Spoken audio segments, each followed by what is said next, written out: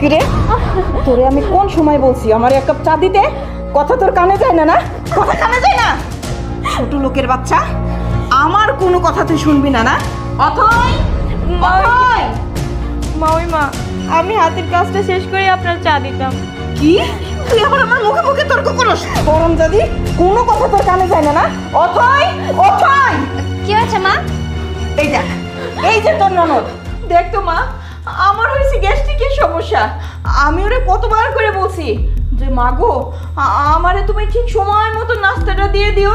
সময় মতো যদি আমি নাস্তাটা খাই তাইলে তো আমার আলসারের সমস্যাটা হবে না, তাই না? দেখ তোর ননদ রে আমি সেই কোন সময় বলছি, প্রায় 1-1.5 ঘন্টা আগে বলছে আমার একটু নাস্তা দেন, একটু চা দে, এখনো দেয় নাই। না ভাবি, মা ওই আমাকে 1 মিনিট আগেই বলছে। আর এখানে আসার পর দেখলাম যে টেবিলটা অপরিষ্কার।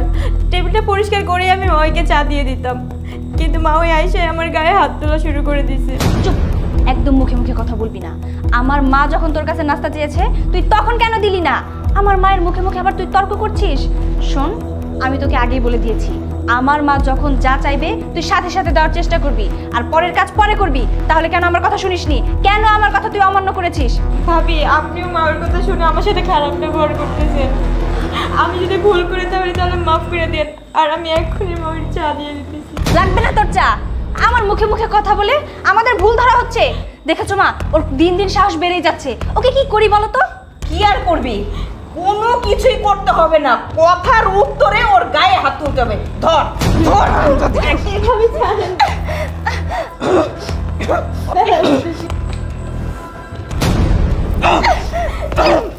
অথই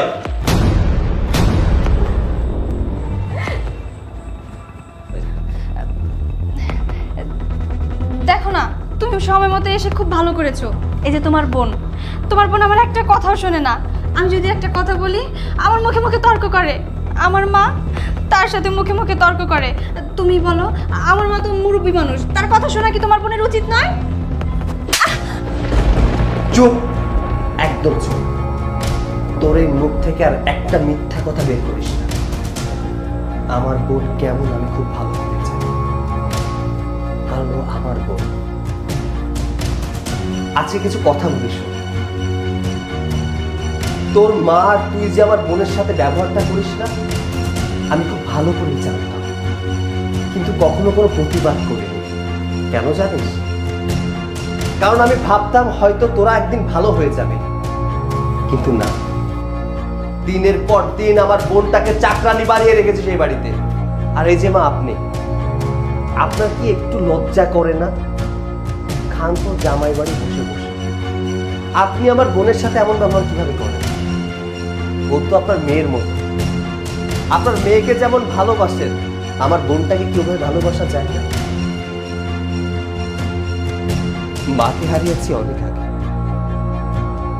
তারপর বাবাও চলে গেছে। বাবা মায়ের যে ভালোবাসাটা, সেটা ভেবেছিলাম হয়তো আপনার কাছ থেকে পাবো, বাট আপনি উপরে উপরে আমার সাথে খুব ভালো ব্যবহার করেন। যখন আমি অফিসে চলে যাই তখন আমার বোনের সাথে খারাপ ব্যবহার করেন কেন? তোমার বোন আমার কোনো কথাই শোনে না। যদি আমার কোনো কথা শুনতো তাহলে কি তোমার বোনের গায়ে আমি হাত তুলতাম?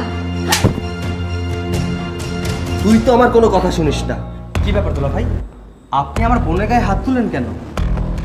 বাহ, ভালোই হয়েছে। সঠিক সময়ে শালা বাবুর আগমন। কি হয়েছে?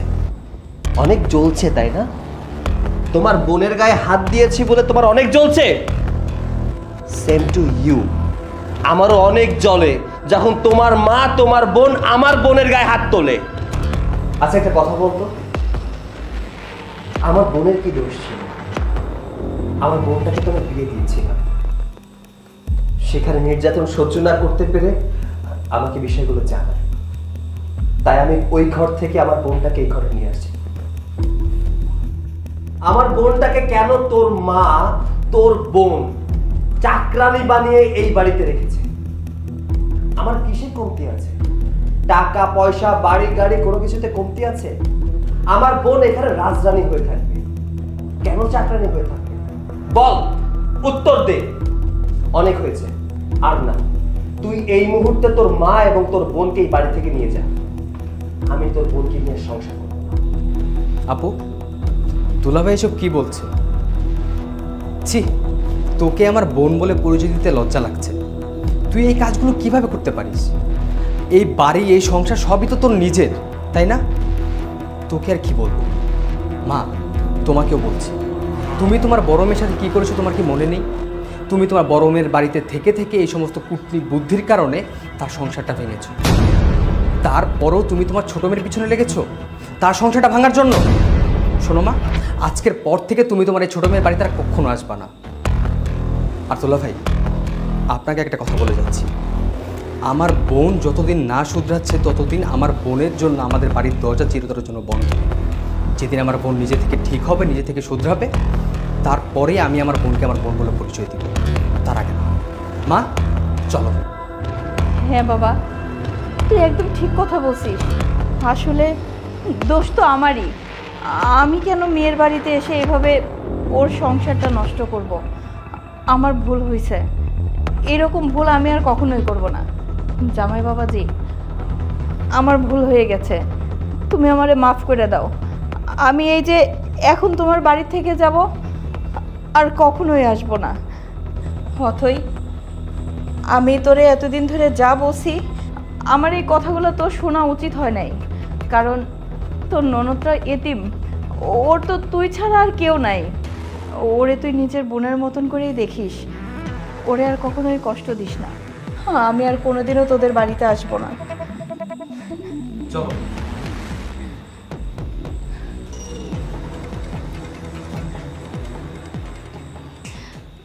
দেখো, আমার ভুল হয়ে গেছে, আমাকে প্লিজ মাফ করে দাও। আমি যদি জানতাম বিষয়টা এত দূর আসবে, আমি কখনোই এমন করতাম না। আর রেখা, ও তো আমার নিজের ননদ, আমার এটা বোঝা উচিত ছিল যে ওর শ্বশুরবাড়ি থেকে ওকে দিনের পর দিন অত্যাচার করে, ওর স্বামী ওকে একটুও ভালোবাসে না, মারধর করে, আর যার কারণে ও আমাদের বাড়িতে এসে আছে। আসলে রেখা যদি আমার নিজের বোন হতো তাহলে হয়তো আমি এমন করতাম না। ও তো আমার ননদ, এই জন্যই আমি আর আমার মা মিলে ওর সাথে এতদিনে এতটা খারাপ আচরণ করেছি। আমার বোঝার ভুল হয়েছে সৈকত, তুমি প্লিজ আমাকে ক্ষমা করে দাও। তুমি যদি আমাকে এই বাড়ি থেকে বের করে দাও তাহলে তো ওর মতো আমার অবস্থা হবে, আমার বাবার বাড়িতে গিয়ে বসে থাকতে হবে। আমি এমনটা চাই না, আমি তোমার সাথে থাকতে চাই, আমি সংসার করতে চাই। প্লিজ বোঝার চেষ্টা করো। থাক, আমার কাছে ক্ষমা চাইতে হবে না। তুমি যে তোমার ভুলটা বুঝতে পেরেছো, এতেই আমি খুশি। আমার কাছে ক্ষমা না আছে, যার সাথে খারাপ বিহেভ করেছো তার কাছে ক্ষমা চাও। রেখা বোন, আমার ভুল হয়েছে, প্লিজ তুমি আমাকে ক্ষমা করে দাও। আমি আর কোনোদিন এমনটা করব না। না ভাবি, আপনি কেন আমার কাছে মাপ চাচ্ছেন? আপনি তো আমার বড় ভাবি, মায়ের মতো। আপনি আমার কাছে মাপ চেয়ে আমাকে ছোট করবেন না।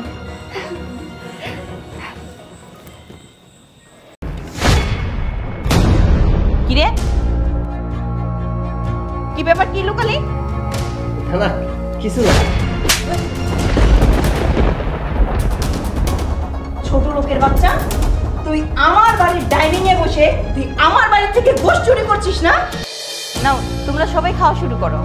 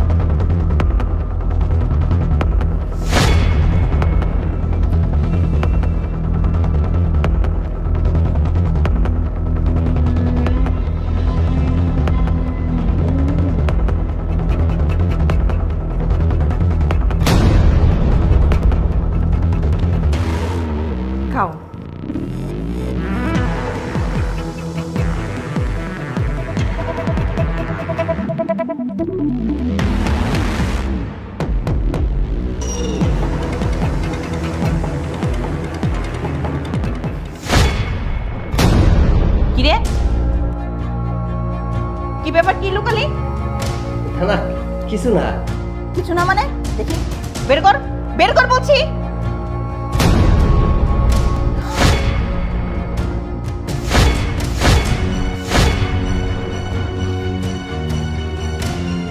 দাঁড়া, দাঁড়া বলছি। ছোট লোকের বাচ্চা, তুই আমার বাড়ির ডাইনিং এ বসে তুই আমার বাড়ি থেকে গোশ চুরি করছিস না?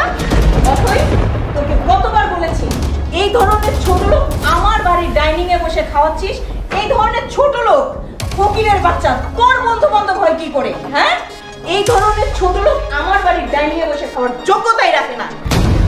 এই কেন, কেন তুই মাংস চুরি করেছিস? দে, দে বলছি, দে, দে। না না, দে বলছি। দেবো না, দেবো না। তুই আমার বাড়িতে খাইতে আসছিস না, জন্মের হাত খাওয়াচ্ছি। এবার, এবার গোশ দে, দে। না, আমার জন্য এই গোশটা দিয়ে দেন না, আমি নিয়ে যাবো। কেন, কেন তুই গোশ নিয়ে যাবি? দেখুন আন্টি, আমি চোর না।